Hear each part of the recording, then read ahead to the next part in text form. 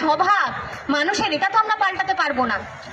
কিন্তু কিন্তু একটা জায়গাতে কিন্তু আপনারা তো পারেন আমাদেরকে এই অবস্থা থেকে টেনে তুলতে। এই অবস্থাটা তো আমরা নিজেরা তৈরি করিনি। আপনাদের কোনো পলিসির পরিবর্তন, কোনো পলিসি, সেখানে আমরা কি করতে পারি বলুন তো? আমরা কি পলিসি তৈরি করি না? আমরা পলিসি মেকার।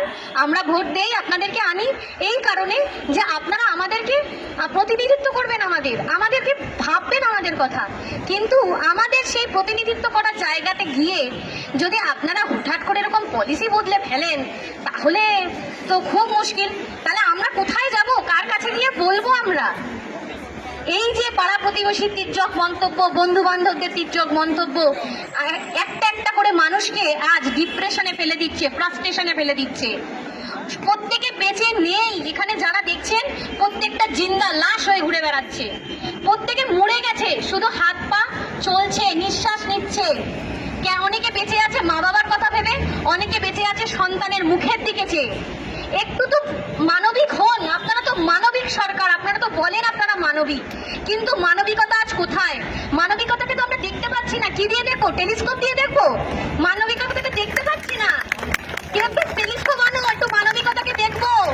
দূরবীন আনো, মানবিকতাকে দেখবো। এই মানবিক সরকার কোথায় তুমি? দেখি তোমার মানবিকতা। আর কত বঞ্চনা। আগের সরকার 10 বছর এসএসসি পরীক্ষাতে পুরো তালা ঝুলিয়ে দিয়েছিল। তারা দুর্নীতি করতে করতে পুকুর সমেত দুর্নীতি করেছিল। তার দায় নিতে হয়েছিল অসংখ্য শিক্ষক শিক্ষিকাকে। তারপর আজকে এই নিয়োগ প্রক্রিয়া চলছিল সুপ্রিম কোর্টের নির্দেশে, কিন্তু তা আজকে আবার থেমে গিয়েছে। ওই যে বললাম জগদ্দল পাথরটা নড়েছিল, কিন্তু আবার আটকে গেছে। জগদ্দল আর নড়তে পারছে না, কারণ সবাই মিলে ধাক্কা দিতে হবে। সবাই মিলে যদি না ধাক্কা দেয়, জগদ্দল আর নড়বে না, যেখানে থাকে সেখানেই থাকবে। এই যে আমরা সবাই একটা কথা শুনি, অতি দ্রুত। আগে দেখেছেন, কালকে দেখেছেন পিএসসি নতুন চেয়ারম্যান যিনি হয়েছেন, তিনিও বলেছেন অতি দ্রুত সব নিয়োগ শুরু করা হবে। আমাদের ডিকশনারিতে অনেক শব্দ ছিল, তার সাথে অতি দ্রুত কি একটা নতুন শব্দের এডিশন হলো? আমরা বেশি কিছু চাই না। আমরা চাই স্কুলে যেতে, আমরা চাই স্কুলে পড়াতে।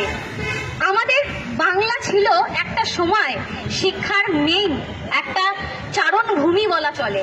কিন্তু আজকে দেখুন, আজকে আমরা কোথায় এসে দাঁড়িয়েছি। একের পর এক স্কুল বন্ধ হয়ে গিয়েছে, যেখানে শিক্ষাকর্মী নেই। স্কুলের টিচারকেই শিক্ষাকর্মীর কাজ করতে হচ্ছে। কোথাও স্কুলের স্টুডেন্ট থাকলে টিচার নেই, টিচার থাকলে স্টুডেন্ট নেই। এই অচল অবস্থা কাটবে কবে? কবে কাটবে?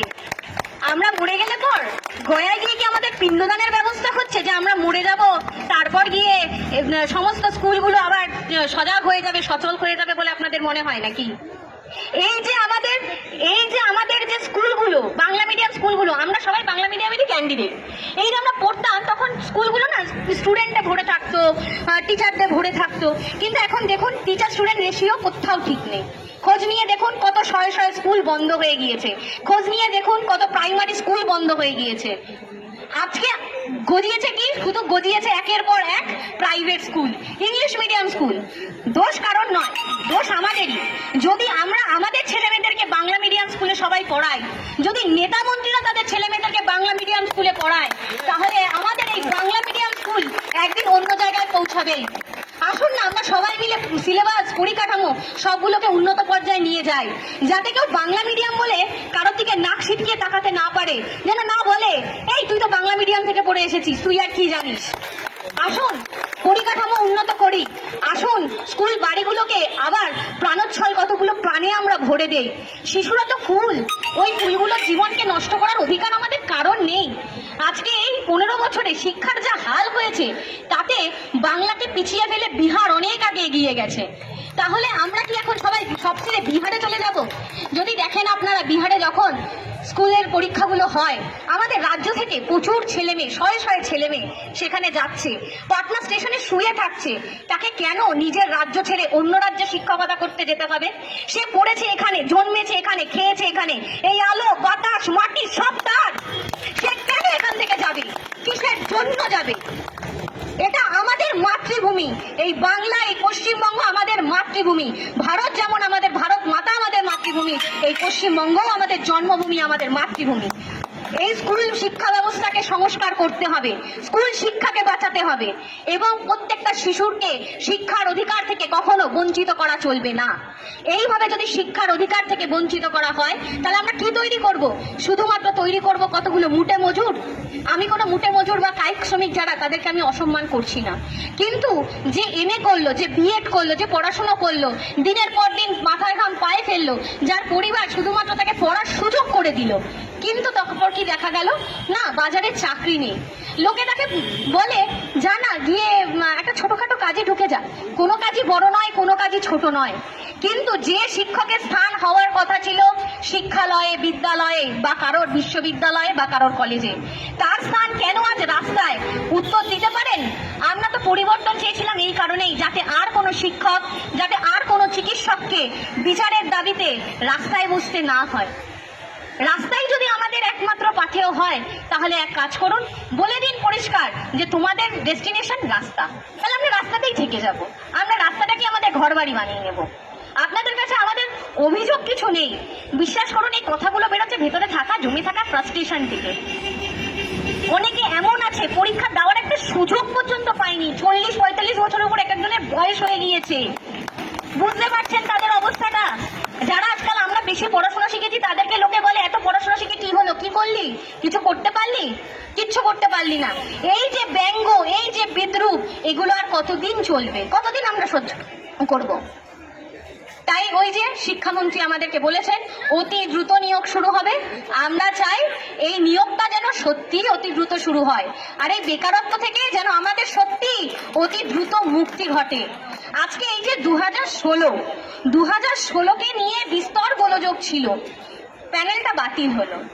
এই যে আজকে প্যানেলটা বাতিল হলো, বাতিল হওয়ার পর এতগুলো মানুষ আমাদের সাথে পরীক্ষায় অংশগ্রহণ করলো, তারা তো পরীক্ষা দিল, দিয়ে অনেকেই এমপ্যানেলড হয়েছেন এবং দুর্ভাগ্যবশত অনেকে এমপ্যানেলড হতে পারেননি।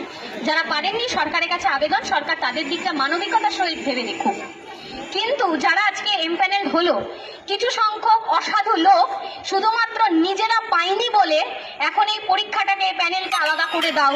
কেউ আবার বলতে শুরু করলো পুরো প্যানেলে দুর্নীতি আছে, কেউ বলে দিল এটা আছে ওটা আছে। আপনারা যে এত কিছু বলছেন, আপনাদের কাছে কোনো প্রমাণ আছে?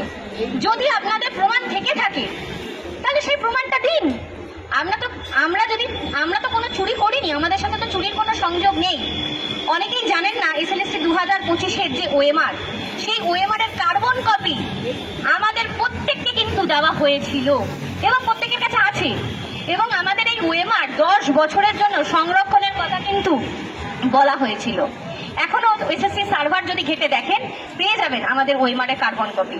আমরা এটাও আছে, এখান থেকে আমরা বলতে পারি বা আমরা অনুরোধ বা দাবি রাখতে পারি শিক্ষামন্ত্রীর কাছে, আমাদের ওএমআর গুলো পাবলিশ করুন।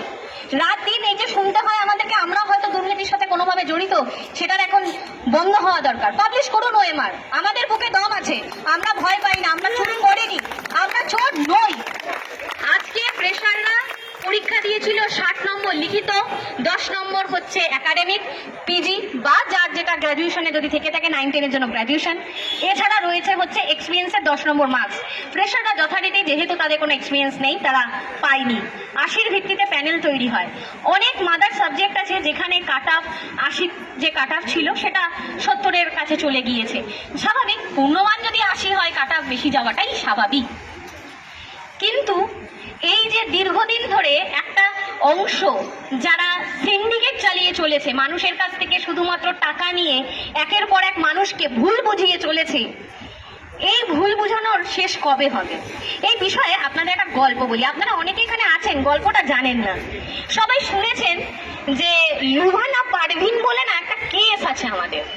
কি এই লুভানা পারভিন কেস? একটু শুনে নেই আমরা, আজকে একটু গল্প করি আমরা। লুভানা পারভিন কেস করা হলো জুন 2025। তারপরে সেই কেস উঠলো কবে না নভেম্বর মাসে হাইকোর্টে উঠলো। লুভানা পারভিন কেসের মূল প্রেয়ার বা ড্রাফট যদি আপনারা ডাউনলোড করেন দেখতে পাবেন, সেখানে বলা হয়েছে শুধু 10 নম্বর দেওয়া যাবে তা নয়, 10 নম্বর বাতিল করতে হবে শুধু সেটাই তার প্রেয়ার নয়। তার কথা হচ্ছে ইন্টারভিউ, ক্লাস ডেমনস্ট্রেশন যে 20 নম্বর রয়েছে সেটাও নাকি দুর্নীতির জন্য। তাই পুরো গেজেটটাকে আল্ট্রাভায়োলেট করার কথা বলা হয়েছে, অর্থাৎ পুরো আর্টিকেল 14-16 কে নাকি এসএলএসসি 2025-এর যে গেজেট রুল আছে সেটা নাকি ভায়োলেট করছে। অনেকে বোঝানো হয় শুধুমাত্র 10 বাতিল হলেই সব হয়ে যাবে। একটা কথা আজকে জেনে রাখুন, যারা যারা এখনো ডাউনলোড করেননি, ডাউনলোড করে নিন, করে দেখে নিন। আজকে শুধুমাত্র এই যে SLST 2025-এ দেখবেন হাইকোর্ট থেকে একটা নির্দেশিকা দিয়েছিল বা SSC পাবলিশ করেছিল যে লুভানা পারভিন কেসের উপরে, মেরিটের উপর বেস করে এই প্যানেলে যারা চাকরি পাবে তাদের প্রত্যেকের ভাগ্য নির্ধারিত হচ্ছে। তাহলে ভেবে দেখুন এই কেসটা কত বড় একটা কেস। শুধু 10 নম্বর বাতিল হয়ে যাব, বাকিরা পেয়ে যাব, এটা কিন্তু নয়। এটা কিন্তু আমাদের যে পুরো পরীক্ষা, পুরো প্যানেলটাকে উড়িয়ে দেওয়ার জন্য এই লুভানা পারভিন কেস কিন্তু যথেষ্ট। যদি একবার কোর্ট কোনো কারণে বলে যে লুভানা পারভিন কেস যেটা রয়েছে সেটা পুরোপুরিভাবে সত্যি সেই কেসটা জিতে যায়, মানে 2025-এর গেজেটটা সত্যিই 14 এবং 16-কে ভায়োলেট করছে, তাহলে ভুলে যান, কেউ পাবে না চাকরিটা, কেউ না।